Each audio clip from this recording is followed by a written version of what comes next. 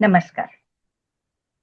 आपण नेहमी काय बोललं पाहिजे ह्याच्याबद्दल जेव्हा बोलतो ना, त्यावेळेला एक प्रश्न नेहमी येतो आपल्याला, की सरकारी फॉर्म्स लहानपणापासून तुम्ही पाहिलं असाल, आपण भरतो.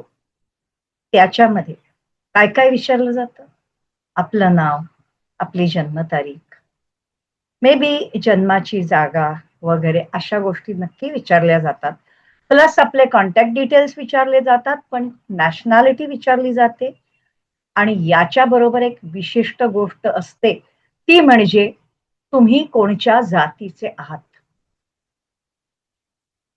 मला वाटतं कुठल्या देशाचे आहेत किंवा तुमची मातृभाषा काय आहे, एवढं पुरेसं आहे नाही का? पण नाही. भारत हे अस्तित्व मिळाल्यापासून कायम जात हा प्रकार विचारला जातो सरकारी फॉर्म्समध्ये आणि त्याच्यामुळे जात अजून शिल्लक आहे. म्हणजे जातीभेद, वर्णभेद किंवा जातीभेद, मग ब्राह्मणांनी दलितांना त्रास दिला वगैरे वगैरे या गोष्टी आणि त्याच्याबद्दलचं बोलणं, त्याच्याबद्दलचा विचार हा सगळा इतका म्हणजे कॉमन झालेला आहे, की त्याच्यामध्ये आपल्या एक गोष्ट लक्षातच येत नाही, की जातीभेद हा सरकारी फॉर्म मध्ये जात आल्यानंतर प्रखर झालेला आहे. त्याच्या आधी नव्हता एवढा. लक्षात घ्या. जरा फक्त इतिहासाची पानं चाळून बघा आणि पहा, की ज्यांनी जातीकरताच्या रिझर्वेशनची तरतूद आपल्या राज्यघटनेत केली, त्या बाबासाहेब आंबेडकरांच्या बायकोचं माहेरचं आडनाव काय होतं मी नाही सांगणार, तुम्ही पहा. म्हणजे तुमच्या लक्षात येईल, की त्या काळी जातीभेद, जाती व्यवस्था, त्याच्यामुळे होणारे एकमेकांबद्दलचे हेवे दावे हे अजिबात नव्हते. ओके. याच्या आधीच्या काळात जा थोडं, शिवाजीच्या काळात जा, तिथे तर धर्मभेद, जातीभेद काहीच नव्हतं. आणि धर्म पण आपल्या ह्याच्यामध्ये विचारला जातो बरं का. धर्म आणि जात या दोन गोष्टी फार महत्वाच्या आहेत, कारण त्या टिकून आहेत, कारण त्या सरकारी फॉर्म्स वर आहेत. जात तोपर्यंत जात नाही, जोपर्यंत ती सरकारी कागदपत्रांवरून जात नाही. ही नेहमी लक्षात ठेवायची गोष्ट आहे. पण सरकारी कागदपत्रांवरून ती कशी जाईल? आता एखाद वेळेस जाईल, पण आतापर्यंत का जात नव्हती? कारण जात आणि धर्म या काही लोकांच्या वोट बँक्स होत्या. त्याच्यामुळे इतर लोकांना त्यांच्या जात आणि धर्मावरून चिथवलं, की त्यांची मतं आपल्या झोळीत पडणार. हे राजकारण होतं आणि आपल्या लोकांना हे राजकारण कधीच कळलं नाही. त्याच्यामुळे नेहमी गडबड होत आहे. विचार करा. इव्हन मी तुम्हाला एक सांगेन, की आपण धर्मांबद्दलही बोलतो, पण धर्मांबद्दल बोलताना एखाद्या धर्माचा द्वेष करणं, एखाद्या जातीचा द्वेष करणं हे कितपत योग्य ठरतं? म्हणजे कसं होतं माहितीये का, की आता माझ्या बॅकग्राऊंडला असलेल्या रंगांपैकी ब्लू कलरनी रेड कलरला चा द्वेष करायचा रेड कलरनी येलो कलरचा द्वेष करायचा किंवा त्या सगळ्यांनी व्हाईटचा द्वेष करायचा, याला काही अर्थ होईल का? कारण प्रत्येक रंगाचं जसं एक अस्तित्व असतं, महत्व असतं, त्याचप्रमाणे प्रत्येक जात, प्रत्येक धर्म ह्यांचं एक वैशिष्ट्य असतं. आणि ते तसंच्या तसं मान्य करून, त्याचा आदर करून जर सगळे गुण्या गोविंदांनी सुखाने राहिले, तर समाजाची नक्कीच प्रगती होणार. पण आपण ते करत नाही. अमुक एक जात वाईट, अमुक एक जात चांगली, अमुक एक जात, अमुक एक धर्म चांगला, अमुक एक धर्म वाईट. येस, ही कॉमन स्टेटमेंट आहेत. मी कुठल्याही जात किंवा धर्माचं नाव न घेता बोलते. ओके, येस, मी एक गोष्ट नक्की म्हणते, ब्राह्मणांचा द्वेष हा आपला समाज कायम करत आलाय. अगदी गांधींचा खून झाल्यानंतर, ज्या दिवशी गांधींचा खून झाला त्याच दिवशी पुण्यामध्ये हजारो ब्राह्मणांचेही खून केले गेले. का? केवळ ते ब्राह्मण म्हणून. हजारो ब्राह्मणांची घरं पेटवली गेली. का? ते ब्राह्मण म्हणून. आणि हे भडकवलं होतं कोणी? अर्थात आपल्या राज्यकर्त्यांनी, दुसऱ्या कोणी नाही. त्याचप्रमाणे ज्या वेळेला मागे अमृतसर ते गोल्डन टेम्पलचा जो सगळा प्रकार झाला होता, ऑपरेशन ब्लू स्टार वगैरे, खलिस्तान हवं होतं त्या लोकांना. त्याच्यानंतर उगाचच जस्ट बिकॉज ही मंडळी शीख आहेत, सरदार आहेत म्हणून कितीतरी सरदार कुटुंबांची हत्या झाली होती. हे योग्य होतं? नाही. अशा पद्धतीमध्ये जातीवर अवलंबून जेव्हा समाज नाचायला लागतो, त्यावेळेला समाजाचे तुकडे व्हायला लागतात, समाजाचा मध्ये दुरावा यायला लागतो आणि समाजाचं सामर्थ्य कमी व्हायला लागतं. दुर्दैवाने आपले राजकारणी कायम हेच करत आले. आता मला वाटतं मीडिया जसा जसा पॉवरफुल होत चाललाय, तसं तसं सामान्य माणसाला थोडं तरी त्याचं चालायला लागलेलं असावं, अशी माझी अपेक्षा आहे. खात्री नाही, खात्री अजिबात नाही, कारण युट्यूब वरती सुद्धा अनेक तथाकथित महान लोक अत्यंत बेजबाबदारपणाने वक्तव्य करताना दिसतात. दिलंय तोंड म्हणून बोलायचं असं. आता जसं मला एकदा आठवतंय, काहीतरी समाजसेवाच्याच हिशोबामध्ये कुठेतरी रस्त्यावर भीक मागणाऱ्या मुलांना उचललं होतं मी आणि अनाथाश्रमात नेऊन घातलं होतं, कारण ती पोरं म्हणे आमचं कोणी नाहीये. उचललं, गाडीत घातलं, अनाथाश्रमात नेऊन टाकलं. ते झाल्यावर धमक्यांचे फोन, कॉमन गोष्ट होती. आणि त्याच्यानंतर एक फोन तर असा की अर्ध्या रात्री, तो आत्ताच्या आत्ता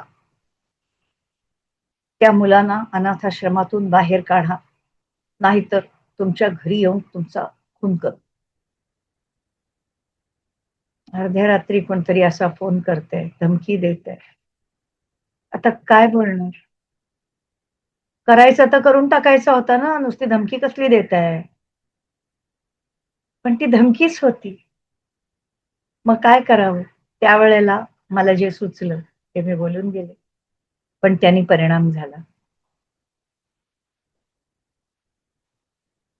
परिणाम मी उत्तर त्या माणसाला एवढंच दिलं की बाबा रे, आपण डेमोक्रेसीमध्ये लोकशाहीत राहतो. कोण काहीही बोलू शकतो. पण भारतीय आहेस, बोलू शकतोस. आपण कुठेही जाऊ शकतो. तो समोरचा माणूस तू पण भारतातलाच आहेस, जाऊ शकतोस कुठेही. त्याच्यामुळे तू काय बोलशील आणि कोणाशीही बोलू शकतो, बोलू शकतोस. पण तरीही एक गोष्ट फार महत्वाची आहे की अर्ध्या रात्री जर का बाबा तू माझ्याकडे आलास, तर आजूबाजूच्या लोकांची झोप मोडू नये म्हणून मी दार उघडीन तुला. मला काही प्रॉब्लेम नाही.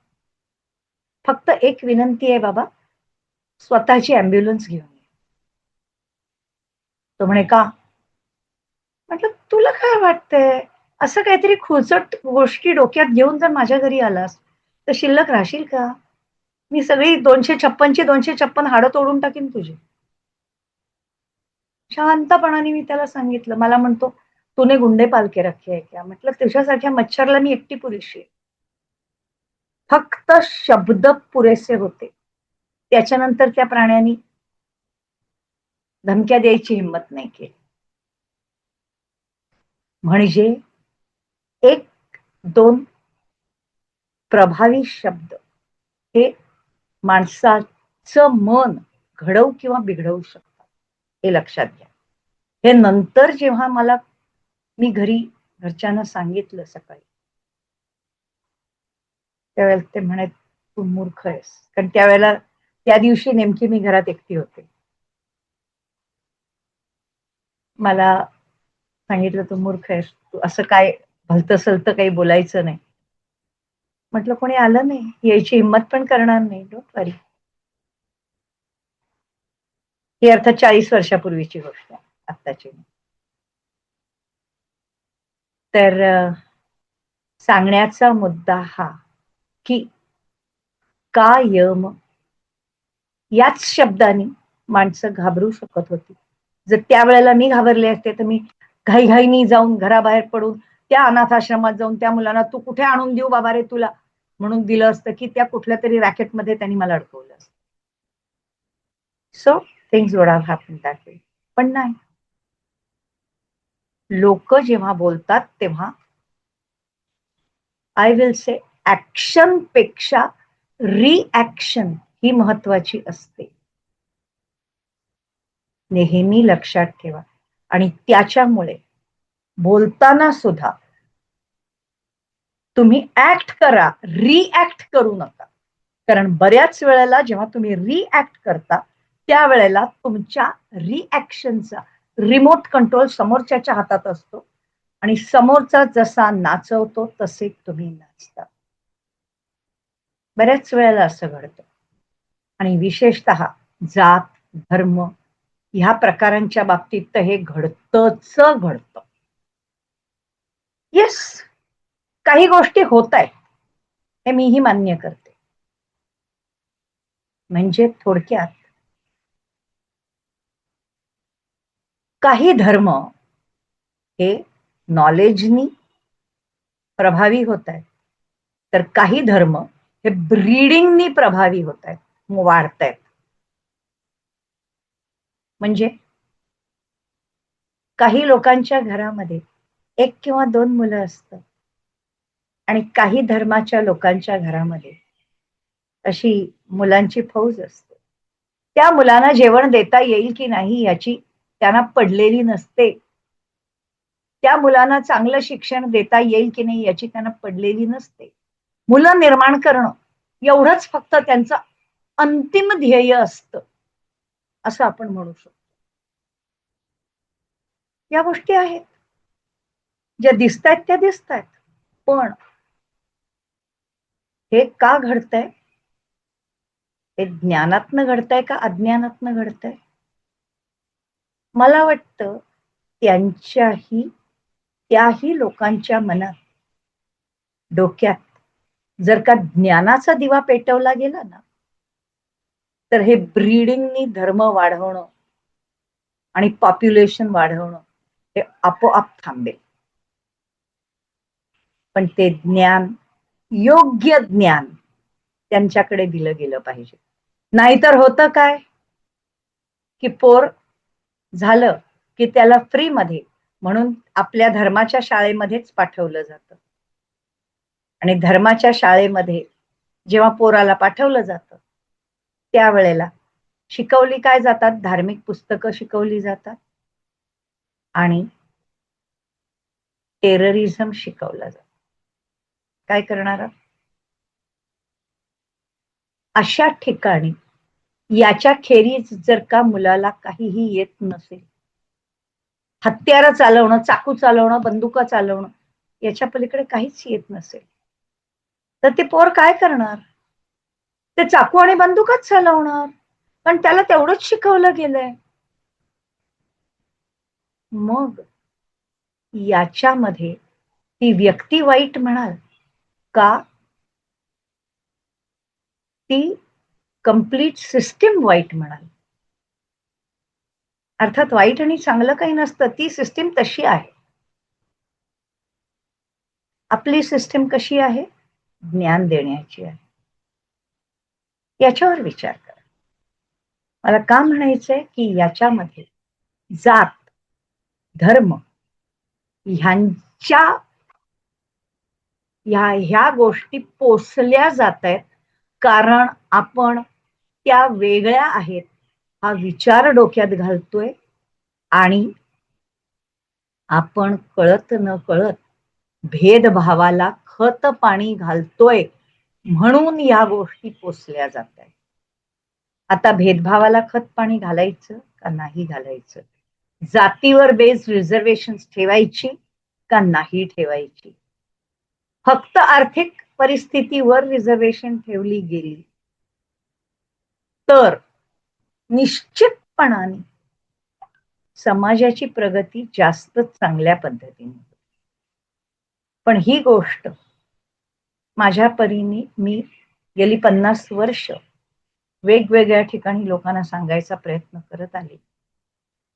नाही झालं काही, कारण त्यावेळची परिस्थिती वेगळी होती. आताची परिस्थिती कदाचित बदलली असेल किंवा बदलायची शक्यता आहे. Let us have our fingers crossed. आणि आपण अशी आशा करूया की आता तरी परिस्थिती सुधारेल. पण परिस्थिती सुधारण्याकरता आपली मनस्थिती सुधारली पाहिजे. एक लक्षात ठेवा, मनस्थिती सुधारा, परिस्थिती सुधारते. विचार सुधारा, आजूबाजूचा परिसर सुधारेल. हा जगाचा नियम आहे. तेव्हा आपल्यापैकी प्रत्येकाने जात, धर्म या गोष्टी असू देत, त्यांच्याकरताचा रिस्पेक्ट असू दे, पण त्याच्याबद्दलचा द्वेष ठेवायची गरज नाही. एवढं फक्त केलं ना तरी ऑटोमॅटिकली गोष्टी सुधारतील आणि आपण जेव्हा विचारपूर्वक बोलायला लागू त्यावेळेला समाजातले तथाकथित विचारवंत पण विचार करून बोलायला लागतील. याच्यावर थोडा विचार करा. धन्यवाद.